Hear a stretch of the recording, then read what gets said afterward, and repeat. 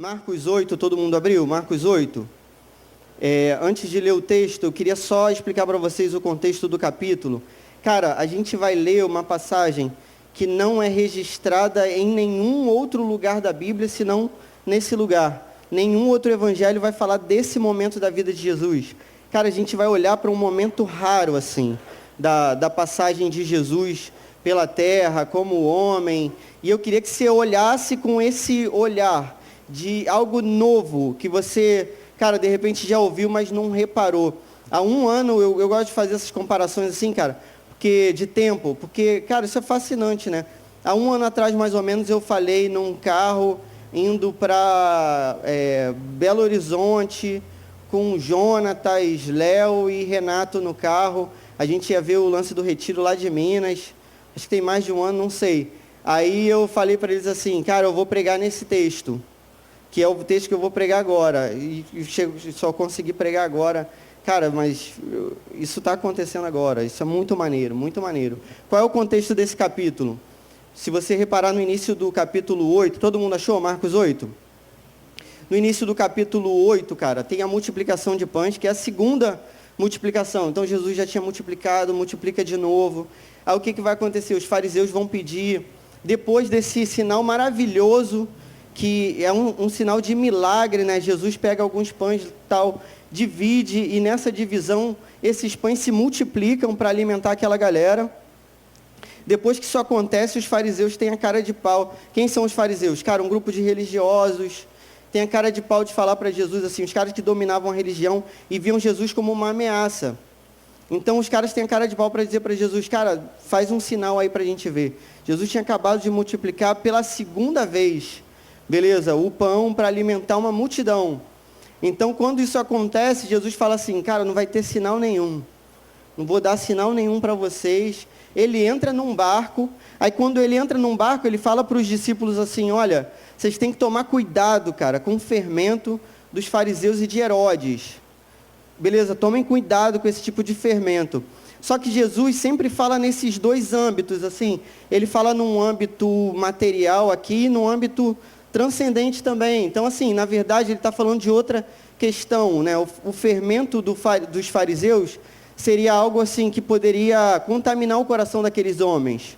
E aí Jesus, quando fala aquilo, eles pensam assim, pô, ele está reclamando que a gente não trouxe pão. Agora tá legal, tá legal. O que tá legal. Não sei se a luz aí tá beleza. E aí, apagou uma luz aqui, todo mundo reparou? Ah, então tranquilo. Cara, aí ele fala assim para os discípulos, vocês têm que tomar cuidado com o fermento. E os discípulos acham que ele está falando de pão mesmo. E eles pensam assim, poxa, a gente só trouxe um pão, ele está reclamando que não tem pão. Cara, por que a gente esqueceu? Aí começam a conversar, uma conversa estranha. Aí Jesus fala para eles assim, cara, vocês não estão entendendo o que eu estou falando? Vocês não se lembram do que aconteceu? Aí ele fala assim, olha, vocês têm que se lembrar. E Jesus começa a trazer a lembrança deles aquilo que tinha acontecido. Beleza, aí Jesus fala que já tinha multiplicado uma vez pão, já tinha multiplicado pela segunda vez pão. Então Jesus multiplica duas vezes, entende? Aí ele fala assim, ó, vocês têm que lembrar, vocês não lembram? Vocês não entendem, ainda não compreenderam. Ou seja, Jesus está fazendo uma junção entre dois significados. Lembrança, beleza, rememorar, memória e compreensão. Então assim, lembrar é compreender. Está acompanhando o raciocínio aqui? Cara, aí Jesus fala isso para eles. E Jesus vai chegar num lugar com eles, que é no verso 22, e a gente precisa entender esse contexto próximo aqui para entender esse texto, beleza? Então a gente está no verso 22 aí. Marcos 8, 22. Antes de ler eu vou orar, tudo bem? Vamos orar, galera? Senhor, obrigado, Pai, que a gente está aqui, Senhor. Obrigado, Senhor, nos trouxe aqui com um propósito de ouvir a Tua palavra, nada é mais importante do que isso. Senhor, eu te agradeço por essa noite, eu te agradeço pela vida, Senhor. Eu te agradeço pela vida desses jovens, Pai, em nome de Jesus. Toca nos corações, Pai, de modo que a Tua palavra não volte vazia, Senhor. Em nome de Jesus, toque, Pai, nas regiões assim da alma, Pai, que eu não conseguiria tocar, Pai, se não fosse pelo Seu Espírito Santo. Fale, Pai, hoje, essa noite, a minha vida e a vida desses jovens, Pai. Em nome de Jesus, amém. Aí, galera, eu vou pedir para você deixar, por favor, o texto aberto, e aí a gente vai versículo por versículo, pode ser? Então, 8:22, entendeu qual é o contexto? Rolou um milagre, os fariseus pediram um sinal, os caras estão numa confusão aqui, achando que Jesus precisa de pão para fazer milagre da multiplicação, e Jesus leva os caras para um outro lugar, dizendo que eles não estão lembrando e nem estão entendendo aquilo que tem acontecido. Aí a gente chega ao verso 22, diz assim, eles foram para Betsaida. Eu vou parar por aqui por enquanto. Cara, é muito pouco, né? Vou parar por aqui. Pô, Betsaida, o que significa isso, né? Você quando lê assim, a gente lê umas paradas assim, né? Pô, Jesus chegou, Jesus multiplicou o pão. Pô, beleza. Cara, Jesus multiplicou 5 pães e 2 peixinhos, de modo que alimentou uma multidão. Entende? A gente lê tudo assim, às vezes meio, né? De qualquer maneira. Você não se pergunta assim, por que Jesus foi para Betsaida? Jesus entrou num barco e eles foram para Betsaida. Jesus está falando que eles não lembram e por isso eles não compreendem. Cara, Betsaida foi um dos lugares assim que Jesus mais fez milagres em toda a história. Betsaida e Cafarnaum. E ele diz assim, ai de você, Betsaida, ai de você, Cafarnaum, porque se os milagres que tivessem sido feitos aqui fossem feitos em Sodoma, aquele povo tinha se convertido, o povo todo tinha se convertido, mas vocês não se convertem. Cara, entende? Ele está indo para esse lugar, que ele já fez vários milagres, e vai fazer mais uma vez um milagre. Por outro lado, cara, Betsaida é simplesmente o lugar que Jesus fez a primeira multiplicação de pães. Então, assim, Jesus não foi à toa para lá. Entende? Jesus entrou no barco, vê que os caras não estão lembrando, os caras não estão entendendo quem é Jesus ainda. Aí Jesus faz alguma coisa para eles voltarem à memória, para lembrar de novo. Sabe, quando você passa num caminho, chega num lugar que você já foi, você olha assim, cara, eu vivi uma experiência aqui, eu vi, talvez se eu voltasse a essa igreja depois de 17 anos, pensasse assim, cara, foi aqui que eu me ajoelhei, foi aqui que eu entreguei a minha vida, entende? Jesus volta para o lugar onde fez o primeiro milagre da multiplicação, para que aqueles homens possam lembrar e compreender. Mas a história assim vai prosseguir. Aí diz assim, ó, e algumas pessoas trouxeram um cego a Jesus, suplicando-lhe que tocasse nele. Cara, qual é a situação? Algumas pessoas trazem um camarada que é cego, pedindo para Jesus tocar, e tocar tem o sentido de curar. Tudo bem? Você não precisa ser professor de grego, sei lá, para saber isso. Aqui é tocar com o sentido de curar. Jesus, ele fez alguns milagres naquele lugar.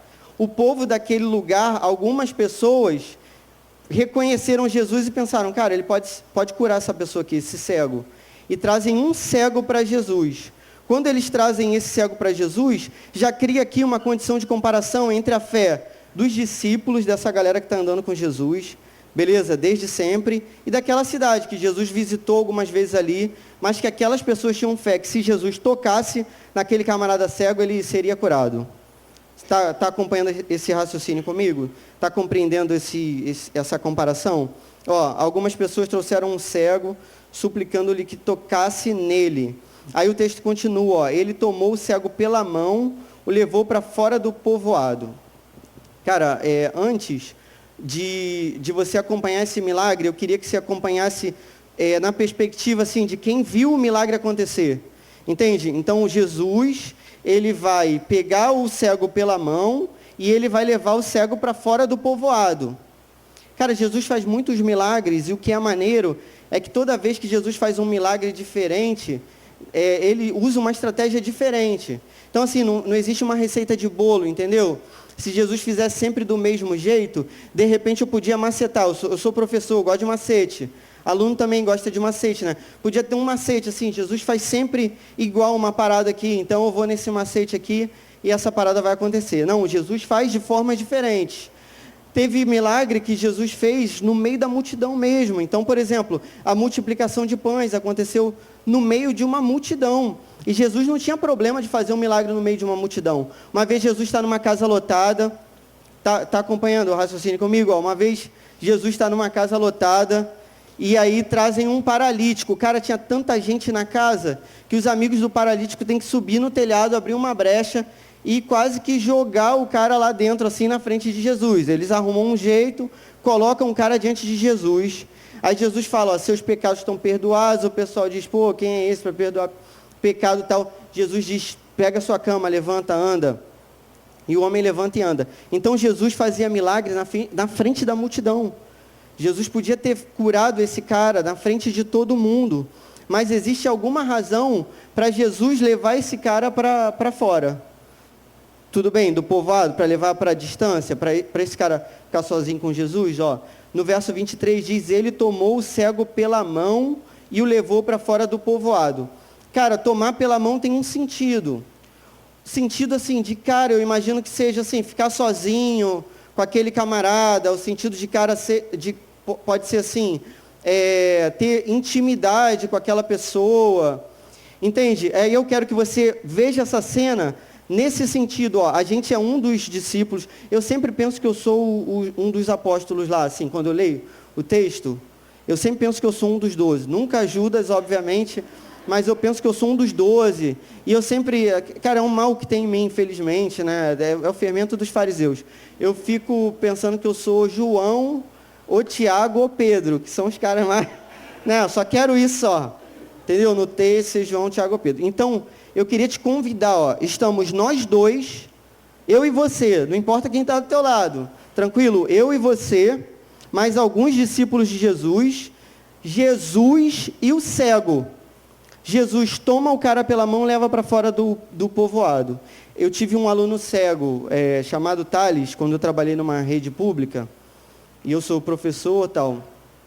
Aí assim, eu fui desenvolvendo uma amizade com o Thales, apesar de eu tantas vezes cometer muitas gafes com ele.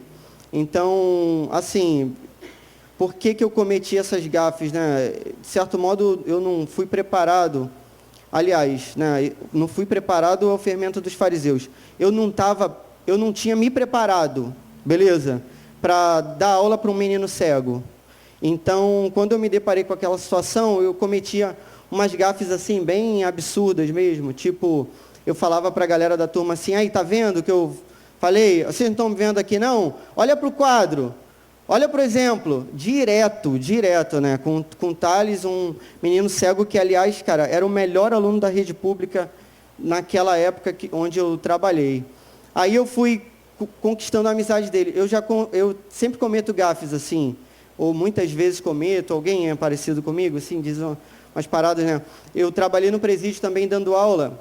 Aí eu dizia para os presos assim, então, galera, o tempo acabou, a gente vai fazer essa lista aqui de exercício em casa, beleza? Cara, olha que doideira, no presídio, né?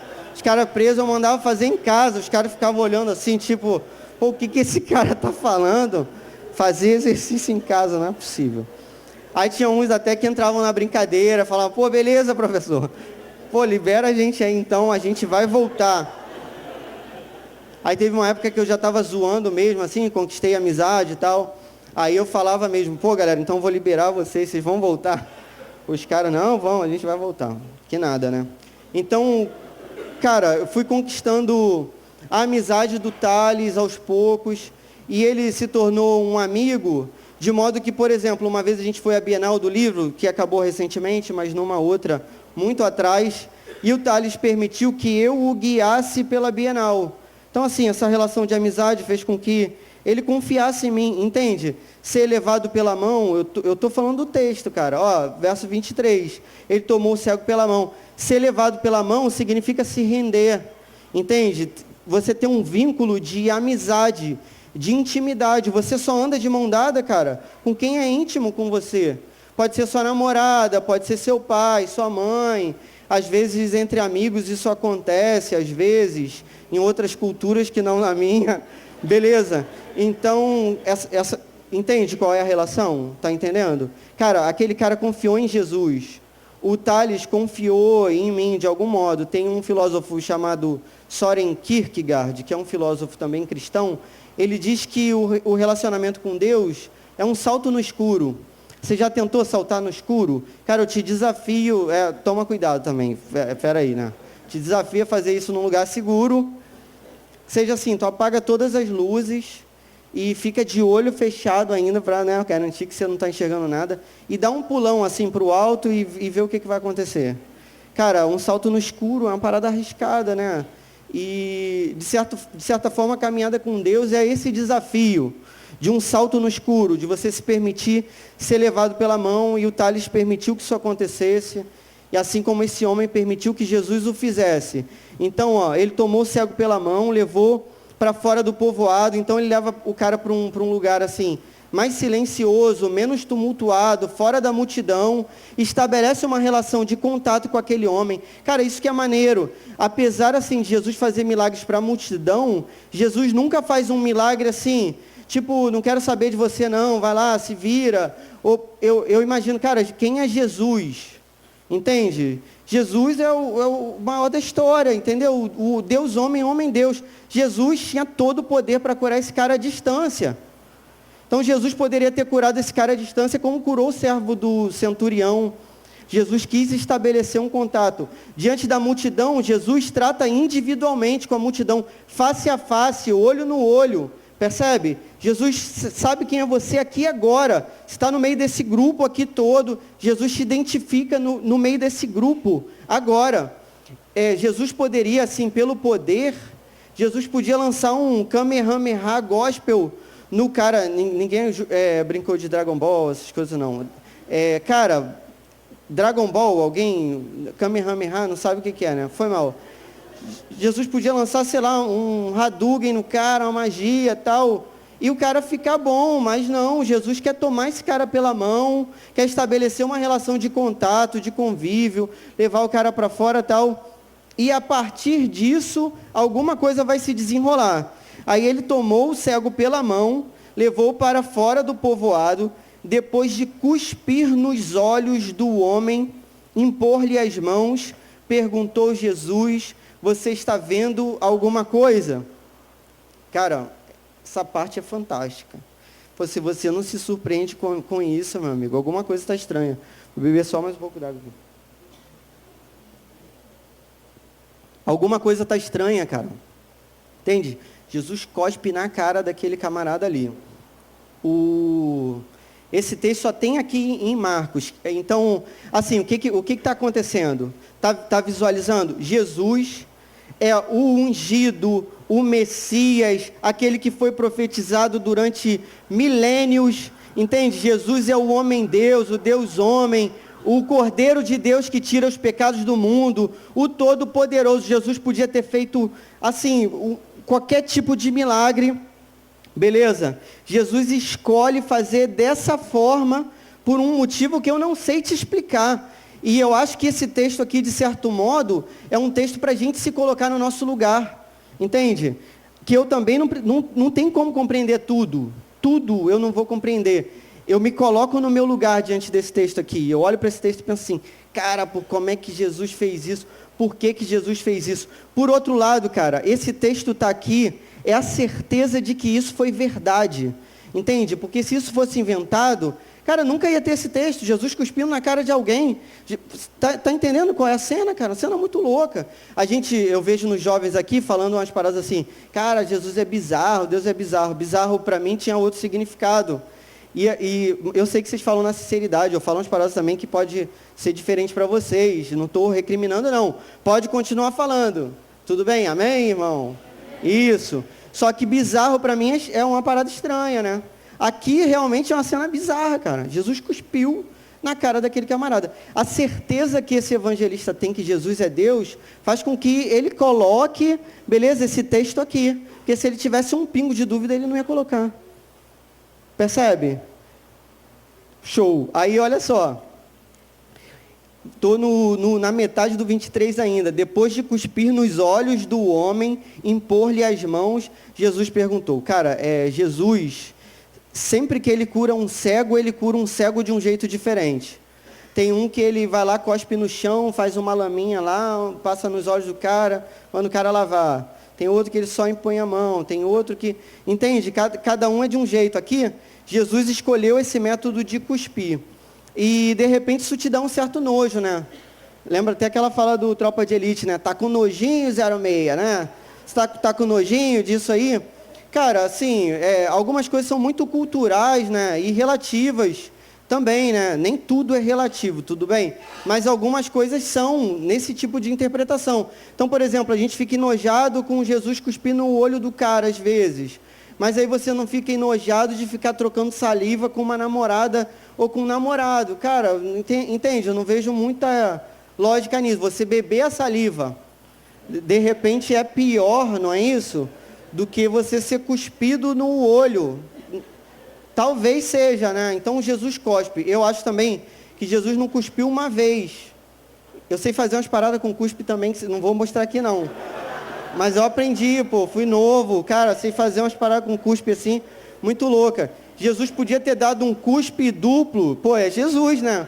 Pô, pegou em cada olho do cara, mas assim, eu acho que não. Eu já dei um cuspe duplo já uma vez, mas foi na sorte, assim, não foi? Entendeu? Não foi calculado, não. Então, eu acho que Jesus cuspiu 2 vezes. Beleza. E a gente, essa galera que está vendo isso, você tem que olhar para essa cena assim, cara. Você está diante de Jesus. Jesus tomou um cara cego pela mão. Podia ter curado o cara cego ali. Não, resolveu levar. Levou para longe da cidade. Foi lá, deu cusparada no olho do cara, cuspiu no outro olho do cara. E a gente está assim, meu Deus, o que está acontecendo? Cara, como é que Jesus está fazendo uma parada dessa? Porque Jesus estava fazendo umas paradas lá que os caras estavam começando a banalizar, entendeu? A lidar com aquele negócio como se fosse normal. Pô, Jesus já multiplicou o pão, pô, sem graça, né? Multiplicou de novo. Pô, podia ter feito outra coisa de repente. Então, aqui Jesus está fazendo diferente. Aí deu aquelas 2 cusparadas no olho do cara. E depois, de cuspir, impõe as mãos, coloca a mão no olho do cara, na cabeça do cara, porque foi isso que a família pediu, né, para tocar, impor as mãos, tal. E Jesus faz uma pergunta para aquele camarada: você está vendo alguma coisa? Cara, é muito maneiro esse negócio. Em vários momentos, Jesus permite que as pessoas participem do momento da cura, assim, no sentido de interagirem com ele, entende? Jesus pergunta para aquele cara, para o cara falar, confessar alguma coisa para Jesus, para o cara abrir a boca e dizer também. E o cara responde algo que é mais fantástico ainda no verso 24. O cara diz assim, ele levantou os olhos e disse, vejo pessoas, elas parecem árvores andando. Cara, olha que doideira, cara. Jesus cuspiu no olho do cara, tocou no cara, e o cara não ficou completamente curado. Cara, se Marcos não tivesse certeza que Jesus era Deus, ele não tinha colocado esse texto aqui. Entende?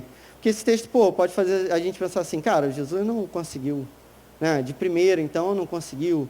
Ele pode até conseguir depois, mas de primeira não rolou. Cara, tudo que a Bíblia diz, entre todos os milagres, entre todas as profecias, cara, tudo isso me garante que Jesus fez isso de propósito, entende? Se você quiser, aí rasga tudo, aí pode ser. Mas se você, cara, acreditar em alguma coisa, sobretudo nesse texto aqui também, cara, Jesus, esse é o meu pressuposto, né? Jesus faz isso de propósito.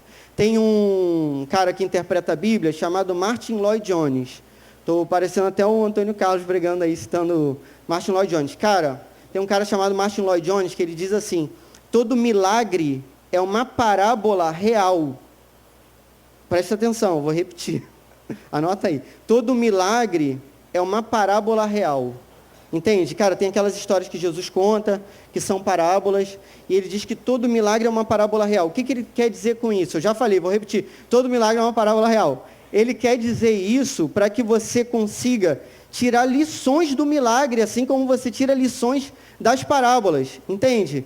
Jesus, de propósito, cospe no olho daquele cara, leva para Cafarnaum, que foi o lugar que ele fez o primeiro milagre da multiplicação, e pergunta para o cara, você está vendo alguma coisa? E aquele camarada diz, eu vejo homens, mas os vejo como árvores andando. Cara, e essa fala desse camarada aqui permite que a gente compreende algo muito fundamental para esse texto, que é talvez o momento chave desse texto, que é o quê? Cara, quando eu dei aula para o Thales, eu tive um facilitador. Qual foi o facilitador? O Thales, um dia na vida dele, ele já enxergou. Ele tinha uma memória visual. E aí eu tinha, cara, essa grande vantagem. O Thales não nasceu cego. Você está entendendo? O Thales tinha uma memória. Então, quando eu tinha que descrever para ele uma questão do Enem, ou uma questão de prova, uma questão que tinha uma imagem, que tinha uma fotografia, que tinha uma pintura, o Thales, um dia, ele distinguiu as coisas. Homens e árvores, um dia ele viu as cores, um dia ele viu as formas. Entende? Então, quando eu falava, ele compreendia com maior facilidade. Eu não sei, assim, como seria se ele tivesse nascido cego, para eu conseguir explicar, assim, uma tirinha, uma foto, um quadro, alguma coisa nesse sentido. Mas esse era um facilitador para mim. O Thales um dia tinha enxergado. Cara, essa fala desse camarada, que Jesus permite que ele tenha essa fala, mostra para a gente que esse camarada um dia enxergou na vida. Porque como é que o cara ia saber a distinção entre homens e árvores? Como é que ia saber que homens são homens? Como é que ia saber que árvores são árvores? E como ia saber mais que homens são homens e não árvores, e árvores são árvores e não homens? Entende? Cara, aqui ele mostra pra gente que ele já enxergou. Esse tipo de visão parcial, cara, é uma visão muito louca.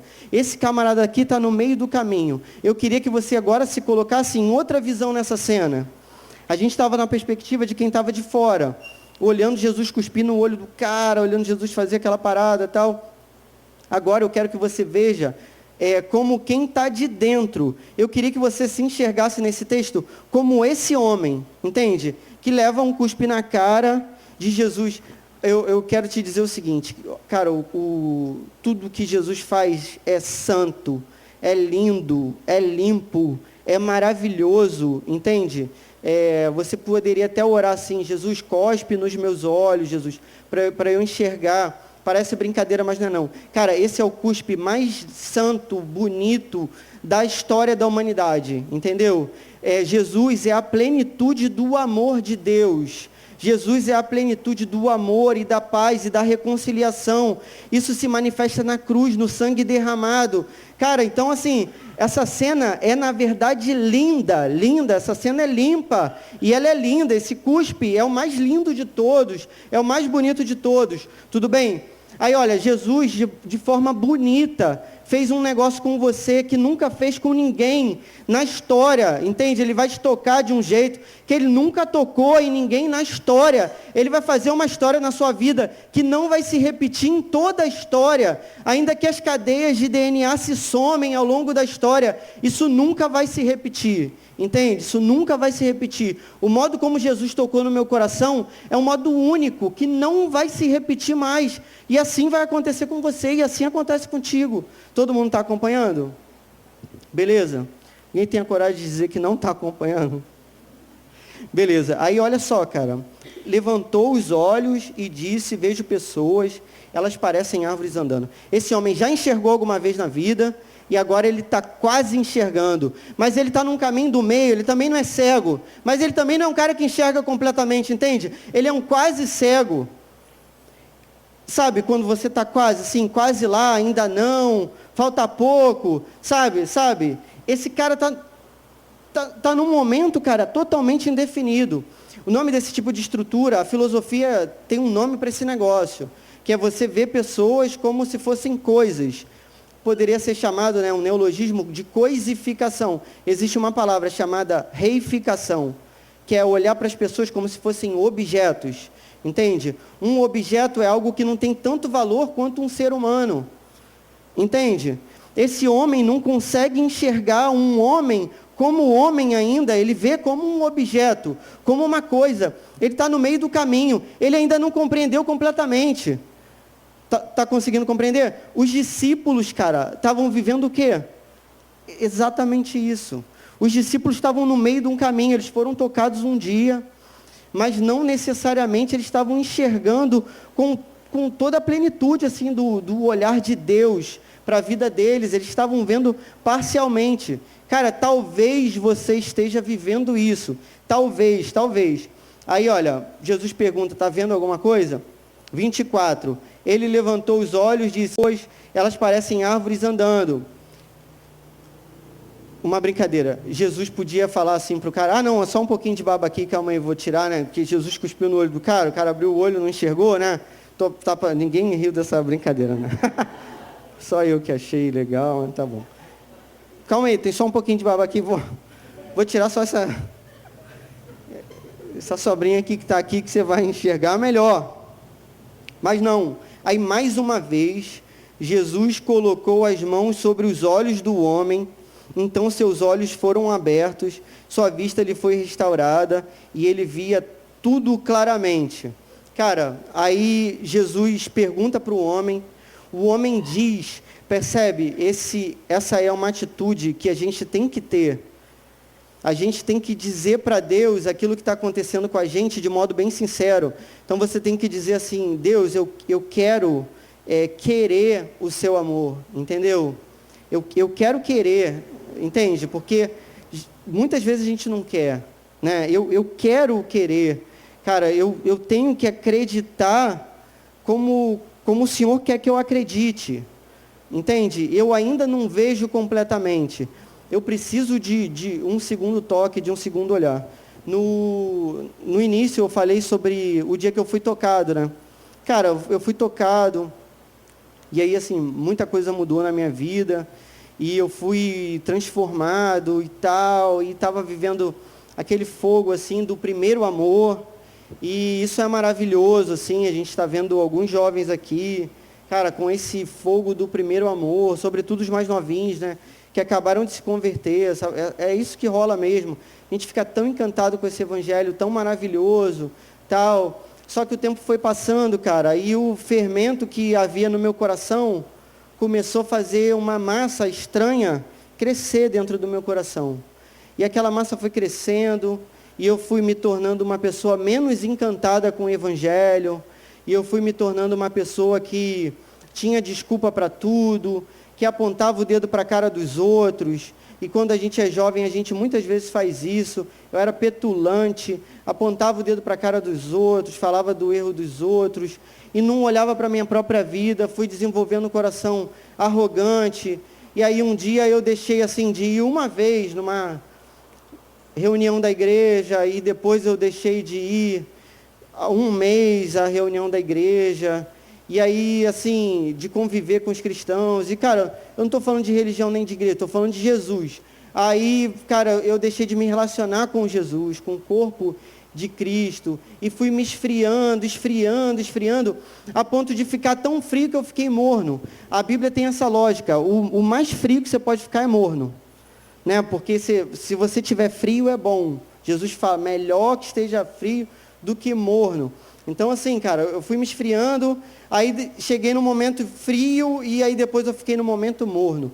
O momento morno é que, cara, nada faz mais sentido, tudo mais ou menos, e não importa tanto. E eu comecei, depois que eu coloquei a mão no arado, eu olhei para trás, como a Bíblia falou que não pode fazer. Entende? E eu olhei para trás e comecei a viver uma vida de pecado maldita, comecei a fazer tudo pior do que eu fazia antes, e a Bíblia diz que esse segundo estágio é sempre pior, né, do que o primeiro. Então comecei a ter uma vida de pecado, deliberado, me acostumei a pecar, me acostumei a não falar com Deus mais, e eu tive a audácia e ao mesmo tempo a vergonha de falar para Deus que eu não queria mais. E eu falei para Deus, cara, poxa, eu não estou mais afim, e para mim já deu, acabou. E aí, cara, eu neguei a Jesus 1, 2, 3, 10 vezes, entendeu? E aí eu quis tocar nas feridas de novo. E eu quis ver as feridas de novo e dizer que não ia acreditar, como Tomé fez, como Pedro fez, que negou a Jesus. Foi o que aconteceu na minha vida. E me afastei completamente. Fiquei totalmente fora da presença de Deus, assim, do propósito de Deus, tal. Aí, entre muitas situações que aconteceram para que eu quisesse voltar e voltasse, assim, no meio da lama, eu me lembrei, cara. E se você, já que todo o milagre é uma parábola real, se você ler a parábola do filho pródigo, você vai perceber que o filho foi lá, eu sou o filho mais novo na minha casa, O filho foi lá, pegou a herança dele, cara, tava tudo ali para ele. Só que ele falou, não quero nada disso aqui, vou embora. E foi o que eu fiz, fui embora. E aí não voltei mais e gastei tudo que eu tinha, assim, qualquer tipo de princípio que eu tinha, eu fui jogando no lixo, até que eu vivi no meio dos porcos como o filho pródigo. Aí chegou um dia da minha vida que eu lembrei, como o filho lembra, tem uma hora que ele está no meio da lama e ele diz assim, cara, até os empregados do meu pai vivem melhor do que eu. Eu vou voltar, vou pedir para ser um empregado dele. E aí um dia eu, distante e tal, comecei a ser resgatado por Deus. E assim como o Pedro, cara, que teve que largar o barco dele várias vezes. Cara, eu estou falando de vários contextos, eu sei que eu estou um pouco confuso, mas é o que dá para ser no momento. O Pedro largou o barco dele várias vezes, cara. Tem 2 relatos aqui na Bíblia, né? Um que ele é chamado, e aí depois que ele nega, ele está no barco de novo pescando. E aí ele faz uma pesca maravilhosa de novo. E só que aquela seria a última pesca dele, porque agora ele seria pescador realmente de homens. E ele diz para Jesus que ama 3 vezes, porque ele tinha negado 3 vezes. Cara, eu disse depois, né, que eu fui chamado 1000 vezes. Pedro tinha que abandonar o barco dele todos os dias, cara. Que a família de Pedro era uma família de pescadores. Entende? Aquilo era um negócio familiar. Todo dia você tem que largar seu barco. Todo dia você tem que tomar sua cruz e seguir, é isso que Jesus faz, né? Então eu no meio da lama, cara, resolvi voltar. Um dia eu estava numa praia, que podia ser essa praia de Betsaida, podia ser Itacoatiara, podia ser qualquer outra. A praia se chama Costa Azul. Eu estava sozinho nessa praia, aí veio uma música na minha cabeça, que era uma música que eu cantava quando era criança, que falava exatamente sobre essa passagem. Sempre que eu leio essa passagem, eu acho que é para mim, que fala para abandonar o barco. A música diz que Jesus olha nos olhos e pronuncia o nome. E a música declara o seguinte, na praia eu larguei o meu barco e junto a Jesus eu fui buscar outro mar. Aí eu cantei essa música tal, e orei, e me entreguei de novo. E depois eu me entreguei de novo, e depois eu me entreguei de novo. E nesse dia que eu orei e tal, eu voltei para o lugar onde eu ficava e abri o aplicativo da Bíblia, assim, só abri, cara. O texto que veio no aplicativo era justamente esse texto, de largar o barco e voltar a seguir a Jesus. Cara, eu fui tão maldito quanto Pedro foi, eu fui tão maldito quanto Tomé foi, entende? Talvez eu tenha sido muito pior do que eles, mas, cara, todo dia agora eu levanto na minha cama e digo que eu amo a Jesus e que eu se neguei 1000 vezes, eu vou dizer 1000 vezes agora que eu amo e vou viver esse evangelho para honrar o nome dele. Ao mesmo tempo, o livro de Ageu diz que a glória da segunda casa é maior do que a primeira. E a Bíblia diz que aquele que começou a boa obra vai cumprir, né, antes da volta de Cristo Jesus, cara. Eu fui tocado 2 vezes, cara. Eu enxerguei tudo turvo na minha frente. Eu quase fiquei cego de novo, quase. Na última fagulha, no último suspiro, no último momento, cara, Jesus se revelou a mim de novo e perguntou para mim, você está vendo alguma coisa, cara? Eu disse, cara, não estou vendo quase nada, não estou vendo quase nada.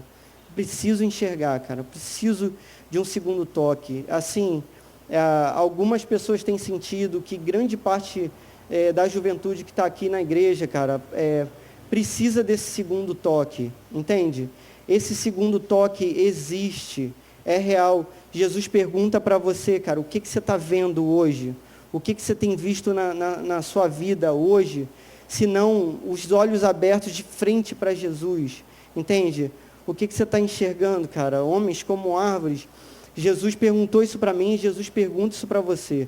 Cara, se houve, em algum momento, a gente se esfriou, é sempre hora de voltar. Hoje eu resgatei, cara, aquele primeiro amor que eu tinha perdido. Se eu conseguir fazer isso, estou falando com sinceridade. Cara, é possível para qualquer pessoa. É possível para qualquer pessoa. Eu neguei a Jesus várias vezes. É possível para qualquer pessoa voltar, retomar o caminho. Lá em Apocalipse, na carta que Jesus fala, né, para a igreja de Éfeso, ele diz assim, cara, se lembra de onde você caiu. Lembrar é compreender, você tem que fazer esse esforço. Cara, passa pelos lugares de novo, entende? Pelo menos na sua mente, não tem como você ir para Betsaida de novo às vezes. Cara, volta na sua mente. Cara, o que aconteceu? Em qual momento que você se perdeu? Cara, é sempre hora de acordar, é sempre hora de voltar. Jesus te chama mais uma vez para enxergar. Cara, se eu fui curado de novo, é possível que você seja. Hoje, cara, eu estou vivendo assim um amor tão grande pela palavra, maior do que quando eu me converti, cara. Eu tenho lido, estou falando como um testemunho sincero, eu tenho lido a Bíblia assim de um jeito, cara, tão louco, que eu nunca li nem na época que eu me converti mesmo. Assim, eu perco por pouco para alguns novos convertidos aqui, um pessoal que acabou de se batizar, tipo Luma, assim, Luma está com recorde mundial aí, parece. Cara, eu estou pertinho do recorde da Luma, entendeu? Da leitura, assim, na pressão. Eu tenho buscado a Deus mais do que nunca. Cara, eu tenho sentido que esse derramar do Espírito na minha vida é muito maior, é 7.000 vezes maior do que aquele primeiro derramar na minha vida, cara. É possível que você seja selado de novo com o Espírito Santo. É possível que você tenha a sua vida restaurada hoje, mais uma vez. É possível, cara, que você enxergue de novo. Aquele homem um dia enxergou e um dia teve a visão turva. Cara, isso aconteceu comigo e pode acontecer com você. E eu quero orar por você. Pode ser? Eu queria que você realmente se colocasse, cara, diante de Deus. Eu sei que, cara, não vai ser um apelo que vai fazer você voltar a enxergar, cara, mas o mesmo Cristo que estava na frente daquele homem, que falou comigo naquela praia, que falou com Pedro naquela praia, cara, o mesmo Cristo que se mostrou a Tomé de forma tão amorosa, cara, o mesmo Cristo está aqui hoje, o mesmo Cristo. Pede para Ele, para você lembrar, cara, pede. Eu esqueci muita coisa da minha vida, cara. Eu tenho pedido, Jesus me lembra, cara. Me lembra, por favor, para eu retomar tudo aquilo que o Senhor prometeu para a minha vida, tudo aquilo que eu prometi entregar para você e nunca entreguei, Senhor.